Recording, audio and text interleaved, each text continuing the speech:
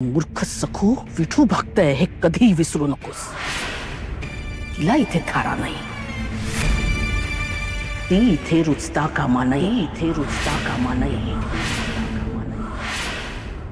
नवरा म्हणजे आपलं सर्वस्व, त्याचं मन जपायला हवं, त्याच्या आज्ञेच्या बाहेर जायचं नाही। आणि त्यांचं काही नाही आवडलं ना किंवा आपल्या नजरेतून चुकीचं वाटलं तर त्यांचा अपमान न करता ते त्यांच्यापर्यंत पोहोचायला हवं। आणि हे सुद्धा पत्नीचं कर्तव्य असतं। तिच्याशी तुझं लग्न ठरून मी बाबाजींना दिलेला शब्द पाळलाय, पण तू माझ्या विरोधात केलेलं मला सहन होणार नाही। आई, अगं पण असं होईलच कसं? मी कधीतरी तुझ्या शब्दाबाहेर गेलोय का? जाऊ पण नकोस। त्या सखूला मी या घरची सून म्हणून कधीही स्वीकारणार नाही। नवरा बायकोतलं नातं भक्कम असलं ना की काही अडचणी येत नाही।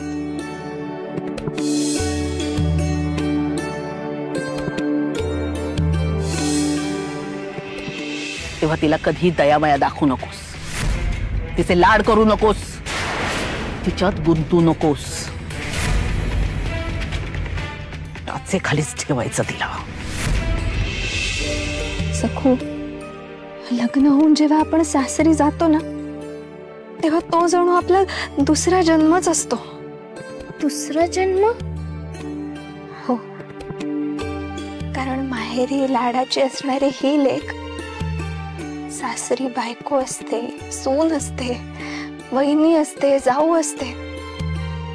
स्वतःचा संसार उभा करायला ती सासरी आलेली असते आणि नवऱ्याबरोबरच कुटुंबातल्या प्रत्येक माणसाचं मन जिंकायचं असतं। आणि त्याही पेक्षा महत्त्वाचं सासूचं मन जिंकायचं असतं। सासू ही दुसरी आईच असते हा सखू। त्यांच्या शब्दाबाहेर जायचं नाही, उलट उत्तरं द्यायची नाहीत। जर का तिला डोक्यावर बसवलंस तर मला तोंड दाखवायचं नाही। शब्द दे मला।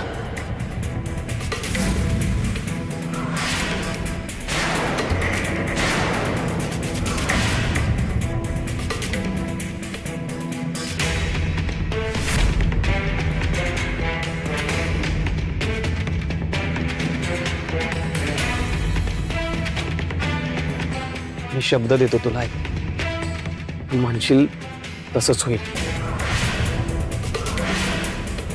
नक्की? हो।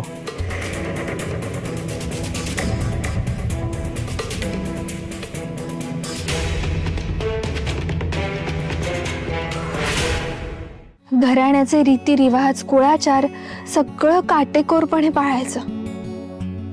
आणि सगळ्यात महत्त्वाचं म्हणजे ह्याचं त्याचं मत ऐकून आपलं मत तयार करायचं नाही, घाई करायची नाही। प्रत्येक गोष्ट काळजीपूर्वक विचारपूर्वकच करायची। आणि कधी रडू आलं ना ग तर दुसऱ्यांना दाखवायचं नाही, सतत माहेरची आठवण काढायची नाही। आनंदी राहायचं, आनंद द्यायचा। करशील ना ग हे सखू? हो माई।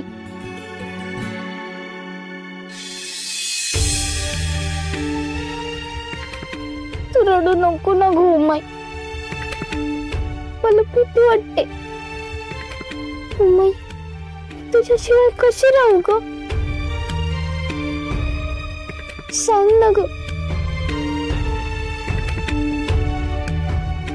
राहशील? मी कशी इथे राहिले तशीच तूही राहशील। सुरुवातीला थोडं जड जातं, पण मग आपण हळूहळू रुळतो, तशीच तूही रुळशील। पण तू म्हणालीस की सासू म्हणजे आपली दुसरी आई, हो ना ग? हो, ती पण मला अशीच मायने जवळ घेऊन झोपटेल का ग?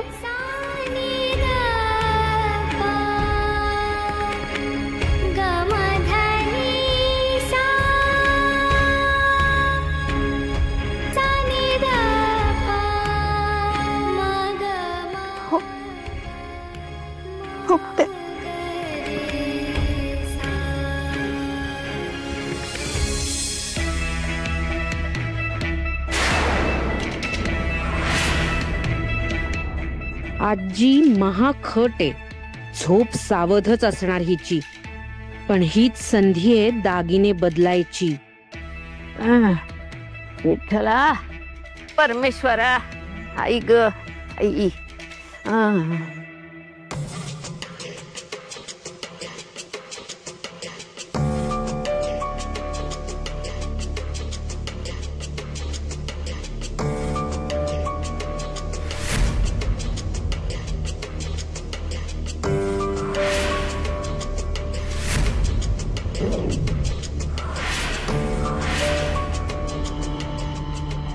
काय झालं ग भामे?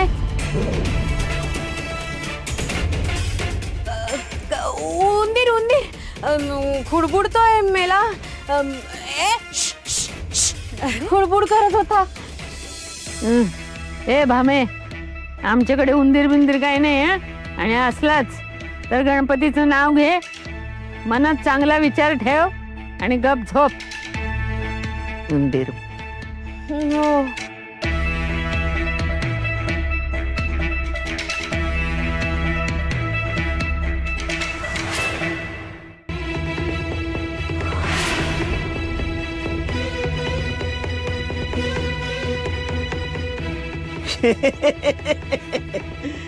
अरे उंदरा, कसं काय तडपड करतीयस? सुटता होणार नाही तुझी. आमच्या रावात झाली ना फजिती, मग कशा पौडा मारतोयस? आधी सोड मला. मी ओरडून सगळ्यांना सांगीन की तू राक्षस आहेस. सोड. सकूचं लगीन होणार नाही. लगीन? अरे लगीन तर होणारच. आणि ती सकू बाबाजींच्या मोठीत गावणार. नाही, तिची राखण करायला तिचा काळा आहे की. त्याचा ना तिच्यावर लय जीव आहे. जसं त्या राक्षसोबांना धरून नेलं ना, तसं तू तुझ्या ढोंगी बाबांना बी धरून नेईन. धरून नेणार? बाबाजींना धरून नेणार? ए चल. आता मी कसं सुटू इथून? प्रत्येक संकटात मी आणि पुरी संगती असतो, पण आता मी ऐकलाच आहे. मी आता काय करू? इथून कसं सुटू? मला पुरीची लय आठवण येते. पुरीला येत असन का माझी आठवण? पुरे! पुरे! पांडू!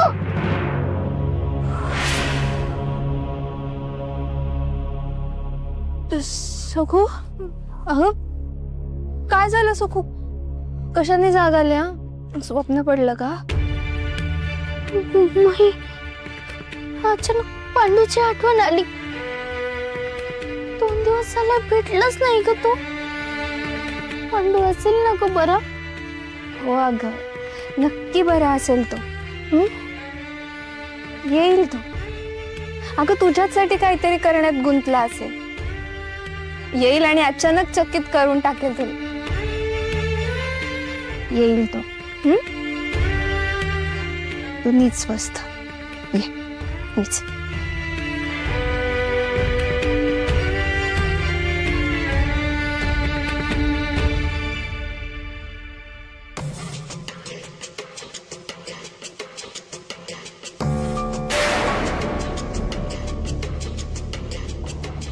आज काम झालंच पाहिजे.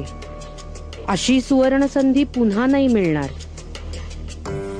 काय करू? आता शांत झोप लागलेली दिसतीये म्हातारीला. सत्यभामे, उठ, लाग कामाला.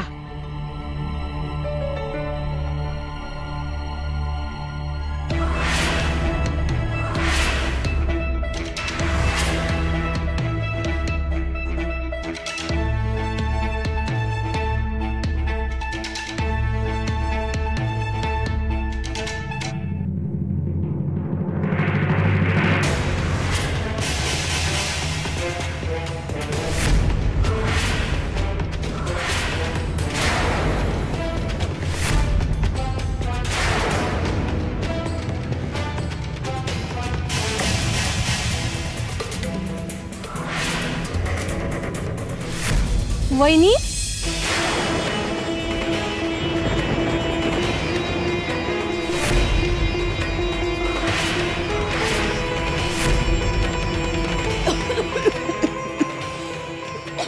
अहो. काय हो?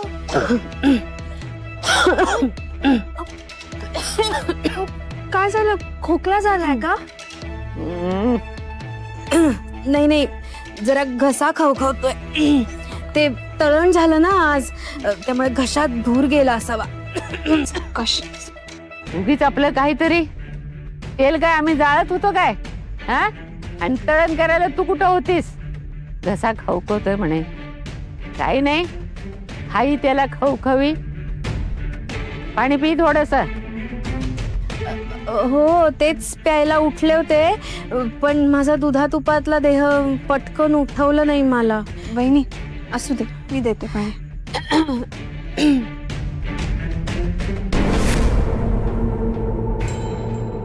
चोरी पकडली गेली तर मरेनच मी.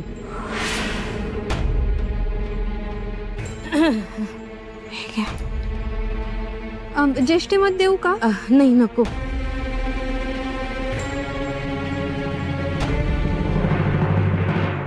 उमे, हा, तू का उठलीस? अहो गडबडीत चुलीतले निखारे शांत करायचेच राहून गेले, त्यासाठी सुटले होते. आले मी. हो.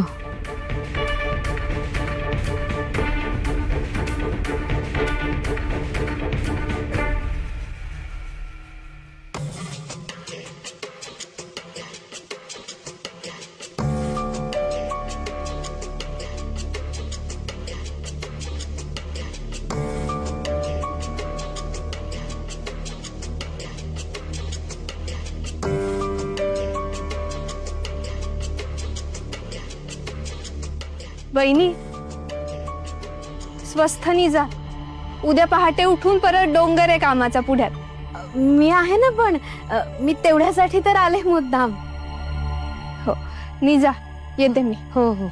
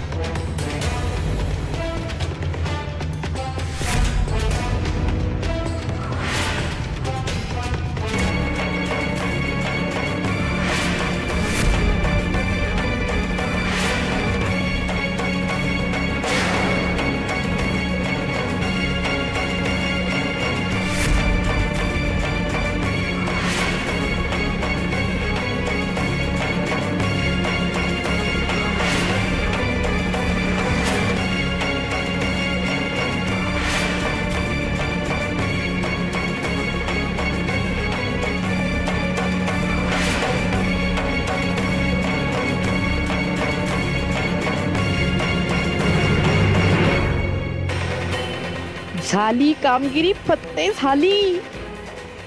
आता नकली दागिने घालून सखू सासरी जाईल.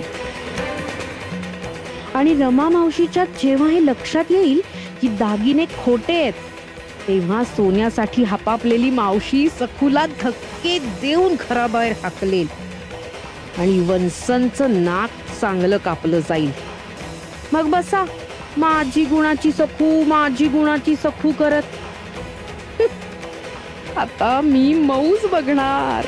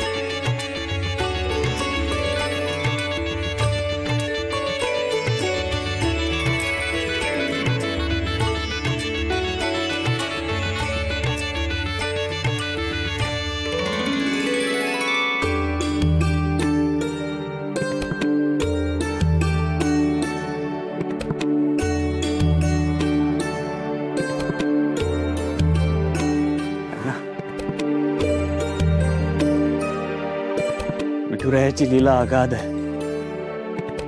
आता काही दिवसांपूर्वी जगू मरू याची शाश्वती नव्हती आणि आज आपल्या लाडक्या मुलीची एका उत्तम घरात पाठवणी करतोय आपण. हा चमत्कार आहे अण्णा. होय शिवाप्पा, प्रश्नच नाही. पण विठुरायावरची तुमची श्रद्धा संकटातही ढळमळली नाही, हेही तितकंच महत्वाचं आहे.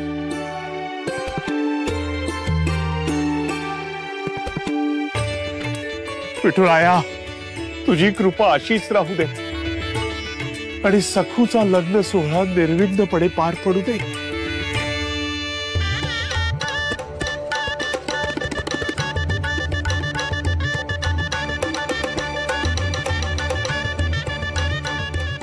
दागिने नकली आहेत याचा कुणाला संशय नाही ना आलाय? वंस, सखूच्या आजीचे दागिने सखूच्या अंगावर किती शोभून दिसतायत ना. खरंच बहीण, आज आई असायला हवी होती. हो.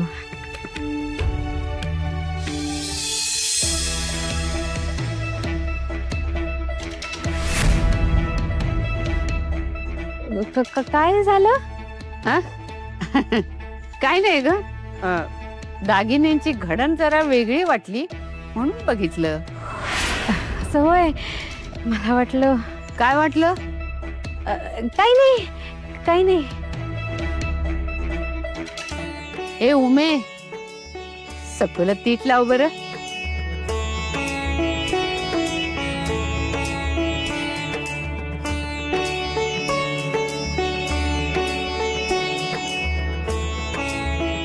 सुरेख. काय सखूबाई, तयार ना बोल्यावर चढायला?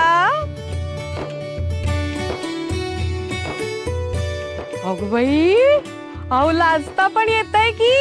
हा सखू?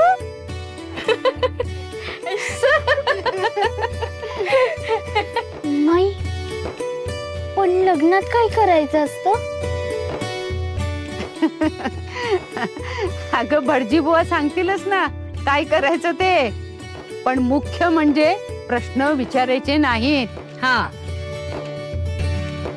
बरं, चल आता गौरीहार पूजायचा आहे. गौरीहार म्हणजे? हार नाही ग, गौरीहर. हर म्हणजे शिव आणि गौरीहर म्हणजे शिव आणि पार्वती. शिव आणि पार्वती या दोघांमधलं प्रेम अतूट होतं आणि त्या दोघांचाही संसार जन्मोजन्मीचा होता. तसाच माझाही संसार सुखाचा होऊ दे, माझं कुंकू बळकट राहू दे, अशी मनापासून प्रार्थना करायची.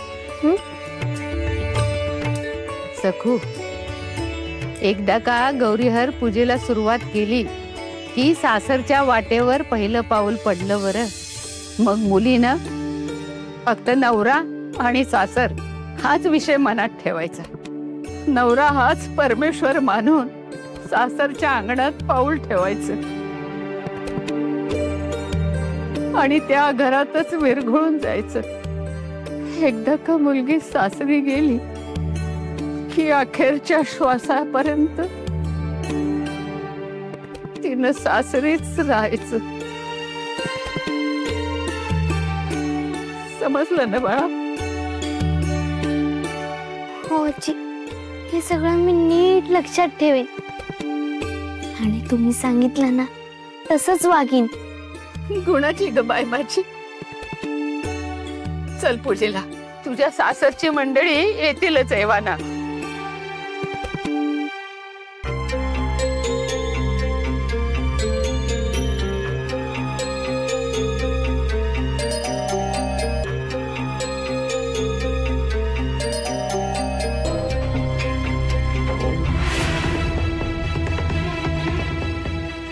कसं करू मी आता? पुरीचं लग्न त्या महामायाच्या पुराशी होणार नाही. मी लगीन होऊन देणार नाही. सखू, कोणाला शोधतेस? नाही, अजून पांडू कसं नाही आलं ग? अगं सखू, आत्ता आजीनी सांगितलं ना, हा सासर आणि नवरा ह्यांचेच विचार डोक्यात ठेवायचे. आम्हाला, पांडूला, सगळ्यांना विसरायचं.